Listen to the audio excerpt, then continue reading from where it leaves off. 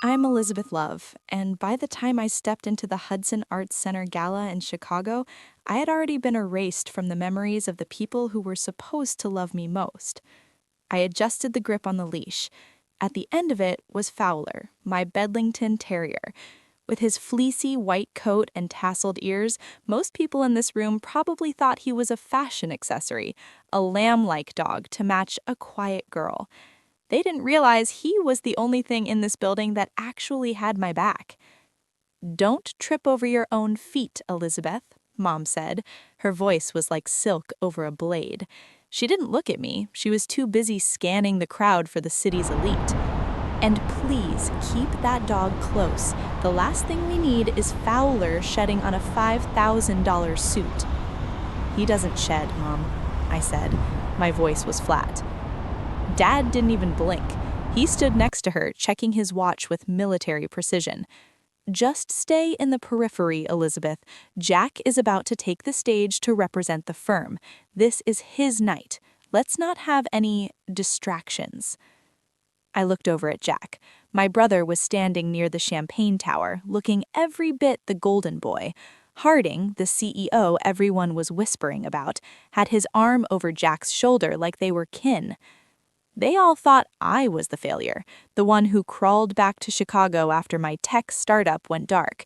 They saw the "for lease" signs on my old office and assumed I was hollowed out. Fowler leaned his weight against my shin, a solid, warm pressure. He let out a low, vibrating huff. He knew what was in my clutch purse. He knew that the silent partner funding Jack's entire lifestyle wasn't some faceless venture capital group. It was me. "Ready, Fowler?" I whispered. The dog looked up, his dark eyes intelligent beneath that sheep-like topknot. He gave a single quiet lick to my hand. The trap was set. The room was full of people waiting for a show, and I was about to give them one they'd never forget. If you're as intrigued as I was and you want to see what happens when the lights finally hit the truth, make sure to subscribe to the channel.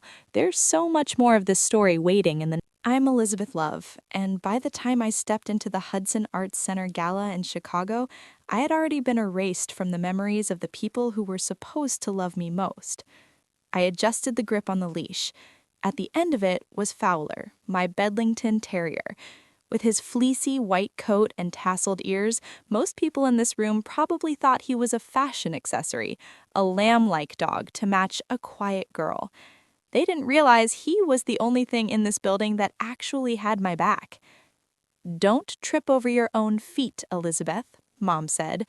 Her voice was like silk over a blade. She didn't look at me. She was too busy scanning the crowd for the city's elite.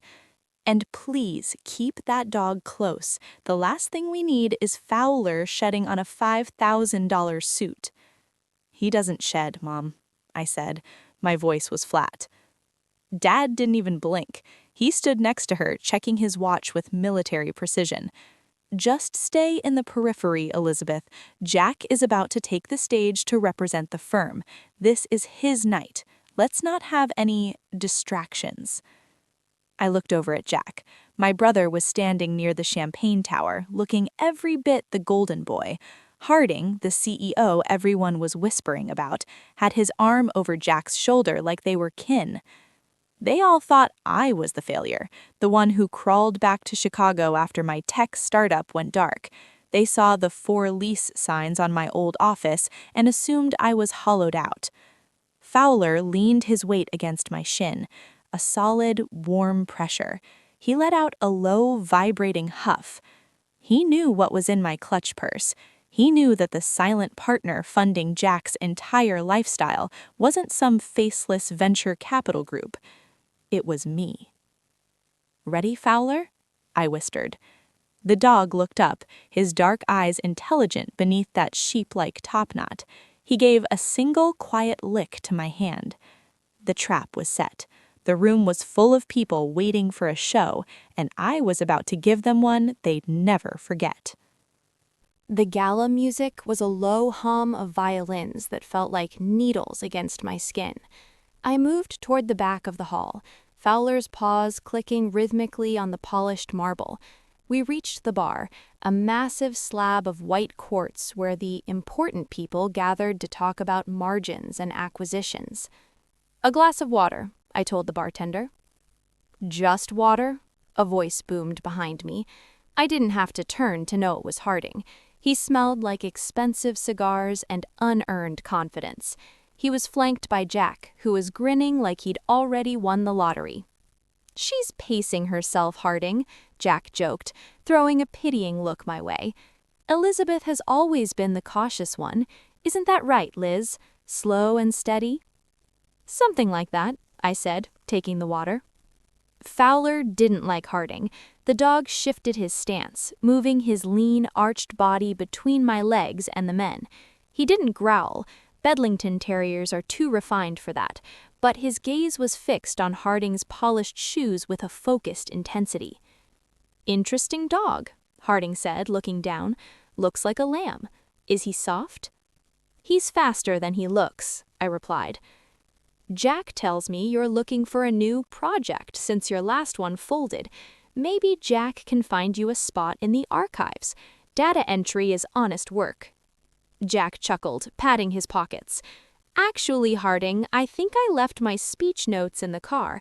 Mom is going to kill me if I stumble over the intro." He looked at me, his eyes landing on Fowler's leash. "Hey, Liz, do me a favor. Take the dog and go grab them. The valet has the keys." "I'm not your errand girl, Jack," I said. "Come on, it's for the family. Mom and Dad are waiting for this moment. Don't be difficult." I looked at Jack, then at Harding. They saw a girl with a sheepdog, someone who was lucky to even be in the room. They had no idea that the speech notes were irrelevant. The real script for tonight had already been written, and I was the one holding the pen. "Fine," I said, my voice barely a whisper. "I'll go." I turned and walked toward the heavy glass doors, Fowler leading the way. As soon as the cool Chicago air hit my face, I felt the weight lift. I wasn't going to the car. I was going to the tech booth by the entrance.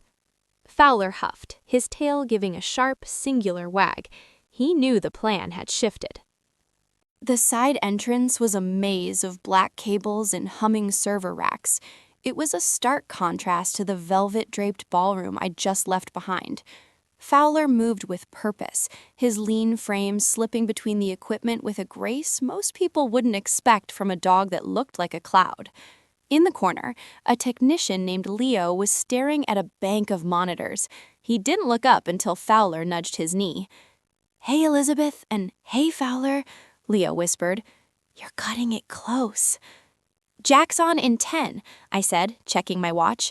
I pulled a slim silver drive from my purse. "Is the feed ready?" "It's synced," Leo said, taking the drive. "But you know once I hit play during the presentation, there's no taking it back. Your parents, your brother, they're all out there." "I know exactly who is out there," I said. Fowler sat down, his head cocked to the side as he watched the monitors. On one screen, I could see the live feed. Harding was stepping up to the microphone. Jack was standing just off to the side, looking like the prince of the city. My parents were in the front row, beaming. They were waiting for a celebration of Jack's visionary leadership. They were waiting to see the grant names cemented in the upper echelons of Chicago. "They think I'm at the car," I murmured. "You sure about this?" Leo asked, his finger hovering over the upload key. I looked at Fowler. He let out a soft, sharp breath, a sound he only made when he was ready to run. He wasn't just a pet. He was the only witness to the 3 years I spent building my empire in the dark. While my family called me a cautionary tale, I was working. "Jack wants a legacy," I said, my voice cold. "Let's give him the truth instead." Suddenly, the ballroom speakers crackled. Harding's voice boomed through the walls. "And now, to speak on the future of data, the man who brought us into the new era, Jack Grant." "Hit it," I said. If the screen behind the stage didn't show the flashy corporate logo Jack expected. Instead, a series of internal bank transfers flickered onto the massive LED wall.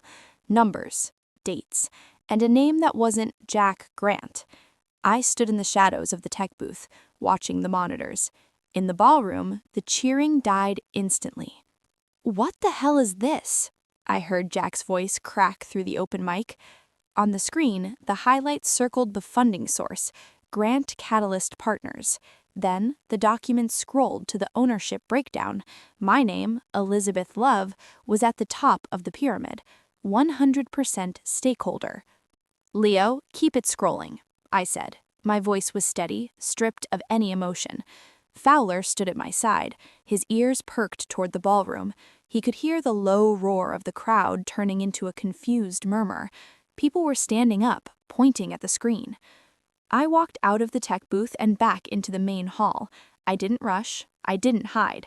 I walked straight down the main aisle. Every head turned. The girl with the lamb dog was back, but I wasn't the errand girl anymore. I reached the front row. Mom was gripping her pearls so hard I thought the string would snap. Dad looked like he'd been slapped. His mouth was open, but no sound came out. "Elizabeth, what is this? What did you do?" Mom hissed. I didn't answer her. I looked up at the stage. Jack was frozen, staring at the screen that proved he was just an employee in a company I owned. Harding was backed into a corner, whispering frantically to a lawyer. Fowler walked to the edge of the stage, looked Jack in the eye, and sat down. He didn't bark. He didn't have to. The silence in the room was louder than any noise. "You said I was a loss, Dad." I finally looked at him. "I just wanted to show you the math." The silence in the ballroom was thick, the kind that makes your ears ring. Jack finally moved, stepping toward the edge of the stage, his face a mottled shade of red. "This is a joke, some kind of hack? Liz, get that dog and get out of here before you ruin everything." I didn't move. "It's not a hack, Jack. Check the SEC filings on your own phone. Grant Catalyst isn't a ghost. It's me." Harding found his voice then. He grabbed the microphone, his knuckles white. "There's been a technical error. Security, please clear the floor." 2 guards in black suits started toward me, but they stopped 5 feet away. Fowler didn't growl, but he stood up. His lean muscles tensed, his eyes locked on them with a focused, predatory stillness. The guards hesitated. People forget that Bedlington Terriers were bred to hunt. They aren't just for show. Dad stood up, his chair scraping loudly against the marble. "Elizabeth, enough! This is a public embarrassment. Think about the family name." "I'm thinking about it," I said, looking him in the eye. "I'm the only one who actually built something with it. You just didn't notice because I didn't do it in your office." Mom reached out, her hand trembling as she tried to grab my arm. "Honey, please. Jack is finally doing well. Why would you want to take this from him?" "I'm not taking anything, Mom. I'm just showing everyone who actually paid for the chair he's sitting in." On the screen behind Jack, a final document appeared, a notice of termination for the chief marketing officer, Jack's position, effective immediately, signed by the board, or rather, signed by me. Jack looked back at the screen, then at me. The realization finally hit him. He wasn't the architect. He was a tenant. I turned my back on the stage. "Come on, Fowler, we're done here. The high society masks are off, and the real power move has just begun." The heavy glass doors of the gala swung shut behind me, cutting off the panicked noise of the ballroom. The Chicago air was sharp and smelt like lake water and exhaust. It felt better than the expensive perfume and lies inside. "Wait, Elizabeth!" I didn't stop. I headed for the sidewalk. Fowler was in work mode now, his head down, pulling slightly on the lead. He wanted away from that building as much as I did. "Elizabeth, stop!" It was Dad. I heard his heavy footsteps on the pavement. I turned around. He was standing under the glow of a street lamp, his navy suit jacket unbuttoned. He looked older than he had 5 minutes ago. Mom was right behind him, her silver gown shimmering unnaturally against the grit of the city street. "What was that?" Dad demanded. He wasn't yelling, but his voice had that insurance executive edge, the one he used when he was looking for someone to blame. You humiliated your brother. You humiliated us. I told the truth, I said.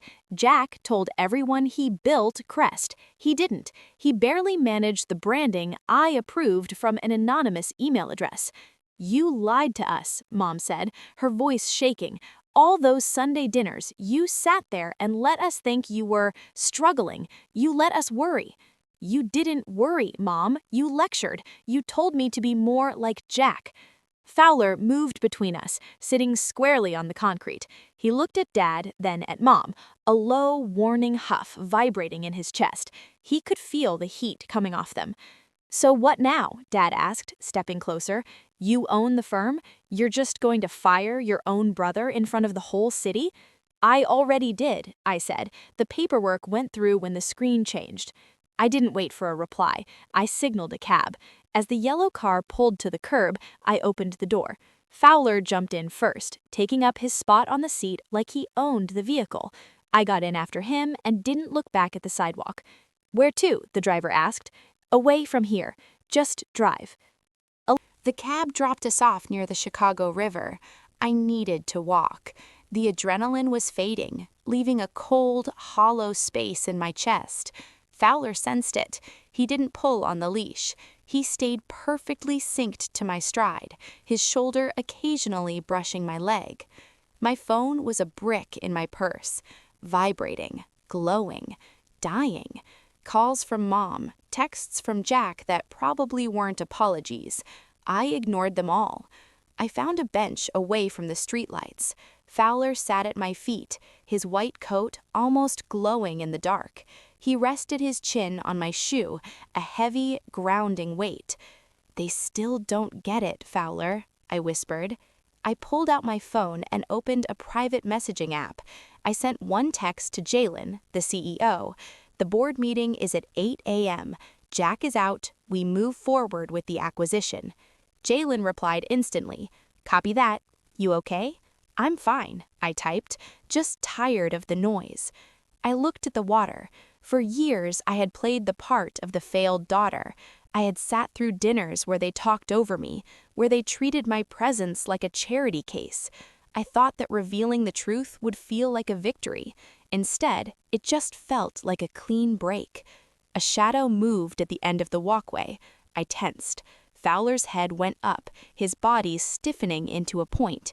He stayed like that until the person passed. Good boy, I murmured. I stood up. The gala was over, but the fallout was just starting. Jack wouldn't go quietly, and Dad wasn't the type to let a loss like this stand without a fight. They'd be at the house, or my apartment, or calling every contact they had. But they didn't know where I'd moved last month. They didn't know anything about my life. Let's go home, Fowler. My new apartment was a concrete loft in a converted warehouse, miles away from the manicured lawns of suburban Chicago. No one had the address. I turned the key and stepped inside, the silence of the room hitting me like a physical weight. Fowler headed straight for his water bowl, his paws clicking on the polished cement. I dropped my keys on the counter and finally pulled the silver drive from my purse. It felt heavier than it looked. My phone buzzed again, a new number. I answered. Elizabeth? It was Jack. His voice sounded raw, stripped of the polished corporate tone he'd been using all night. Where are you? In a place you don't know, I said. Harding is losing his mind, Jack hissed. He's talking about lawsuits. He's saying you manipulated the board. You need to fix this, Liz. Call him. Tell him it was a stunt. It wasn't a stunt, Jack. It's a takeover. I own the debt your firm took on to stay afloat last winter. I converted that debt to equity. It's all legal and it's all mine. You're a snake, he spat. Mom is crying. Dad is sitting in the dark in his office. You really wrecked the family for a company? I didn't wreck the family. I just stopped pretending to be the one who was broken. I hung up before he could respond. Fowler walked over, his head cocked, watching me. He let out a soft whine and nudged my hand with his cold, wet nose. I realized I was shaking. I walked to the floor-to-ceiling window and looked out at the city. The lights of the skyline flickered like data points on a screen. Tomorrow at 8 a.m., I'd be sitting at the head of a table Jack thought he owned. I'd be looking Harding in the eye and telling him his services were no longer required. Fowler jumped onto the leather sofa and waited. I sat down next to him, burying my fingers in his thick, curly wool. "We're not hiding anymore," I told him. 8 a.m., the boardroom at Crest Analytics was all steel and glass. It felt like a refrigerator. Jalen was already there, drinking black coffee. When I walked in with Fowler, the two security guards at the door didn't say a word. They'd seen the news. Harding was at the far end of the table. He looked like he hadn't slept. His tie was crooked and there were coffee stains on his notes. Jack wasn't in the room. He wasn't allowed in the building. "You can't do this, Elizabeth," Harding said, not bothering with a greeting. "The bylaws." "The bylaws state that the majority shareholder can restructure the executive board at any time," I interrupted. I sat down at the head of the table. Fowler sat right next to my chair, his eyes fixed on Harding like he was waiting for a command. "And since I bought out Wellspring's shares yesterday morning, I'm the majority." Harding looked at Jalen. "You knew? You worked with her to gut me?" "I worked with the person who kept the lights on," Jalen said. Harding turned back to me. "Your father called me this morning. He's embarrassed, Elizabeth. He thinks you've lost your mind." "My father doesn't work here, and as of 5 minutes ago, neither do you. Your severance package is on that tablet. Sign it, or we can go through the litigation regarding those unfiltered expenses you ran last July." Harding's face went gray. He looked at the tablet, then at me, then at the dog. Fowler gave a low, quiet huff. It wasn't a growl, but it was enough.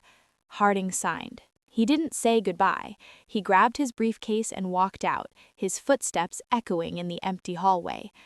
"One down," Jalen murmured. "The easy one," I said. My phone vibrated on the table. It was a picture message from an unknown number.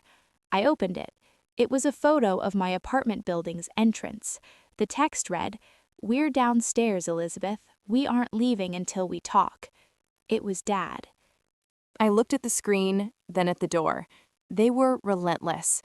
Even after the collapse of their narrative, Mom and Dad were still trying to manage the fallout. "Jalen, handle the press release," I said, standing up. "I have to deal with the lobby." I didn't take the elevator.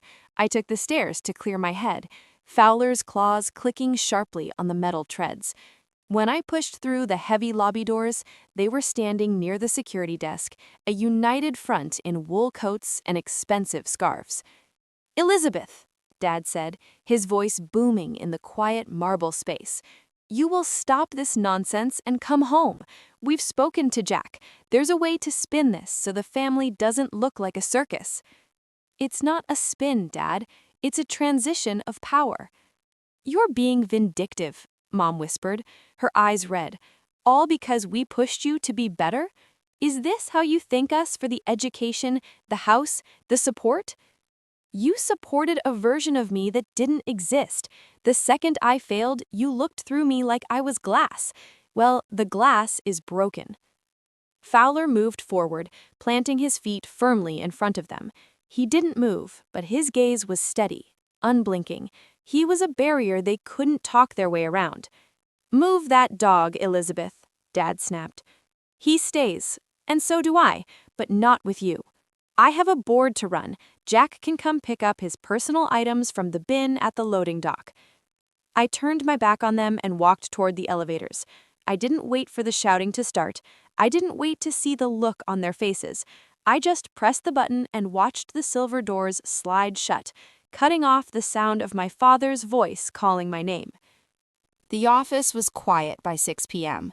The staff had cleared out, leaving only the hum of the air conditioning and the city lights bleeding through the glass. I sat at my new desk, the one that used to belong to Harding. Fowler was curled up on a rug in the corner, his white fur looking like a patch of snow in the dim light. He was exhausted. It turns out being the muscle for a corporate takeover is hard work. A soft knock came at the door. I expected Jalen, but it was Jack. He didn't have his suit jacket on. His shirt was wrinkled, and he looked smaller than I'd ever seen him. He didn't come in. He stayed in the doorway, his hands shoved deep into his pockets. "The security guy let me up," Jack said. "Guess he didn't get the memo about the loading dock?" "He got it," I said. "I just told him to let you in if you came alone." Jack looked around the room, his eyes landing on the nameplate I'd already tossed into the trash. "You really did it. You sat in those Sunday dinners for months knowing you were my boss. Why, Liz? Just to watch me squirm?" "No, Jack, I did it because for the first time in my life, I didn't care if you knew. I wasn't waiting for you to see me. I was just busy." He looked at Fowler. The dog lifted his head, gave a single wag of his tail, then put his chin back down. Even Fowler knew the fight was over. "Mom and Dad are a wreck," Jack said. "They're at the house. Dad's talking about reevaluating his estate. He's hurt." "He's not hurt, Jack. He's out of moves. There's a difference." Jack leaned against the doorframe. "What happens now? Do I actually have to go find a job at a firm you don't own?" "That would be a start," I said. He nodded slowly, turned, and walked down the hall. No shouting, no threats. Just the sound of a man who finally realized the cautionary tale was the only one in the family who knew how to build a fire. The morning after the fallout felt different. There was no buzzing phone, no looming dinner, no performance to give. I walked Fowler through Grant Park, the wind off Lake Michigan cutting through my coat. He trotted along the concrete path, looking more like a champion than a sheep. I stopped by a bench and watched the water. My name was on the news, linked to the unprecedented takeover of Crest Analytics. People were calling me a silent shark. My parents probably hated that. It wasn't polished enough for their circle. I pulled a small engraved tag from my pocket. I knelt down and clipped it onto Fowler's collar. It didn't have my phone number. It just said, "Founders Guard." "We're a team, right?" I murmured. Fowler licked my hand, then looked back toward the city skyline. I wasn't going to the Grant household for Sunday dinner. I wasn't going to apologize for being successful. I was going to my office to sign a partnership deal that would triple our reach by the end of the year. As we walked back toward the warehouse district, I saw a familiar SUV. Dad was leaning against the hood. He didn't have his military precise expression anymore. He looked tired. I didn't change my pace. I walked right up to the entrance. "Elizabeth," he said, stepping forward. He looked at Fowler, then at me. I wanted to see the new office, properly." "It's a busy day, Dad. I have a board meeting at 10. He hesitated, his hand hovering near the door handle. "I didn't know you had it in you. The engineering, the funding, all of it." "I know you didn't," I said. That was the problem. I didn't invite him in. I didn't offer a seat at the table I'd built. I just nodded, pulled the door open, and stepped inside. Fowler followed me, his shoulder brushing my leg as the heavy glass door clicked shut, locking the past on the other side. I was Elizabeth Love. I wasn't the failure, the sister, or the cautionary tale. I was the architect. And for the first time, I wasn't looking for anyone else to approve of the design.